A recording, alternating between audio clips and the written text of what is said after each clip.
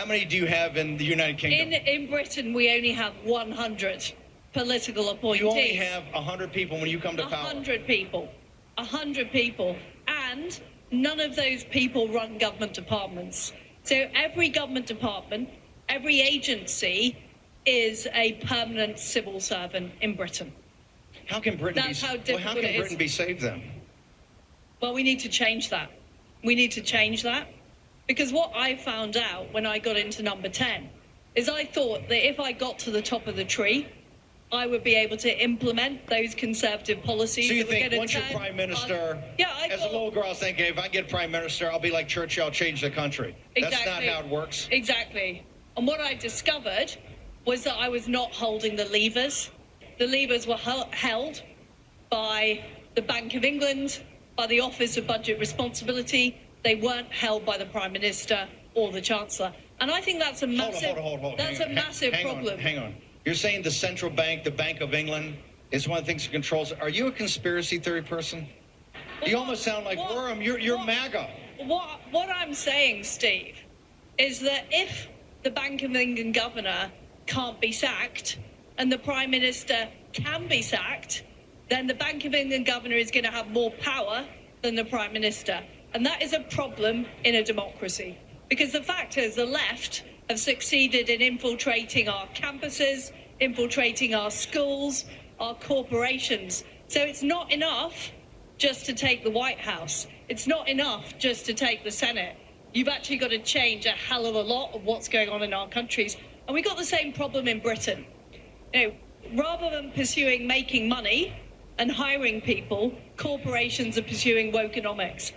It looks like in England, even more insurmountable odds. I mean, we have a Trump that's an armor-piercing shell, and we're developing now a cadre literally of millions and millions of people that are ready to serve, ready to do things, many of them veterans. So this movement is getting more and more mature every day. So we need a cadre of people as well in Britain who are prepared to serve. We need conservatives who are prepared to fight, and we need grassroots people. It's why I'm developing a new movement called Popular Conservatism, who are actually going to come and back real conservatives. It's called what now? Put pressure, Popular Conservatism.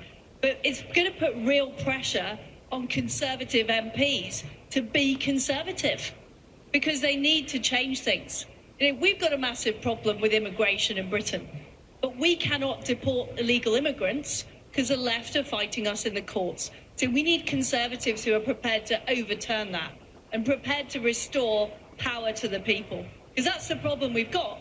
People in Britain want things to be different, but it can't be delivered at present. Can you deliver? You got the Bank of England, you got BBC, you got state control. It seems insurmountable. Nigel Farage said yesterday that you're going to have a radical Islamic party have seats in Commons in the next election.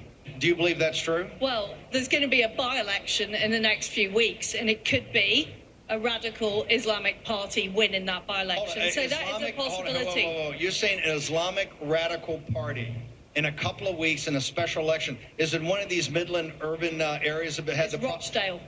So it's an urban area in the north of England. But it's the one that's had the rape situation? Yes. The grooming situation? Yes. Hang on. I don't understand this. The grooming situation, Tommy Robinson, all these heroes fought it.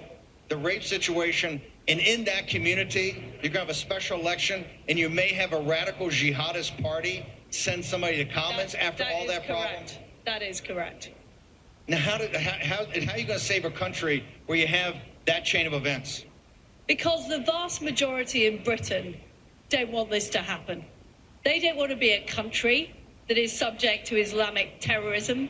They don't want to be a country that backs Hamas. They're not an anti-Semitic country. So what we have to do is make sure the people of Britain's views are actually reflected in the policies that are carried out in Britain. And that's why we need to take on these extreme leftists, because the problem is these people have been appeased.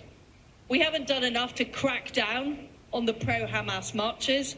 We haven't been doing enough to crack down on the environmental extremists that are gluing themselves to trains in London. We're not doing enough to crack down on these arguments and actually stand up to these people. You can't triangulate with terrorists. You've got to take them on. Okay.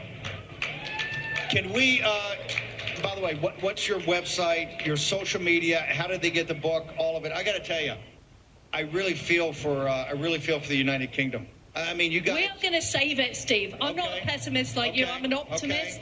I know it can be saved, and I know the people of Britain want things to be different. I think I'm a realist. And what we need to do, and this is what my book is about. You're just about to have my book is about telling people the truth about what's going on in Britain, why things aren't working. Is she tough enough? Is she tough enough to turn England around? I think so. Hold it. Would you work with Nigel? I need a few more friends, though, to be frank. I need a few more people to help me. So, Steve, if you're willing to come over to Britain, once you've sorted out America, you can come over to Britain and sort out Britain. I may be banned in Britain. Would you think of working with Nigel on maybe restructuring the Tory party? I will work with whoever it takes to make our country successful. I will work with whoever. Amen. And Nigel, and I've done an interview with him already today, I would like him to become a member of the Conservative Party and help turn our country around. I've been telling Nigel that for a long time, so maybe we'll see it. Maybe he'll listen to me then, rather than you. Whoa. She's tough. She comes across as very sweet, but as tough as boot leather. Do we think Liz is tough enough to start to turn England around? Can we hear it for her? One more time.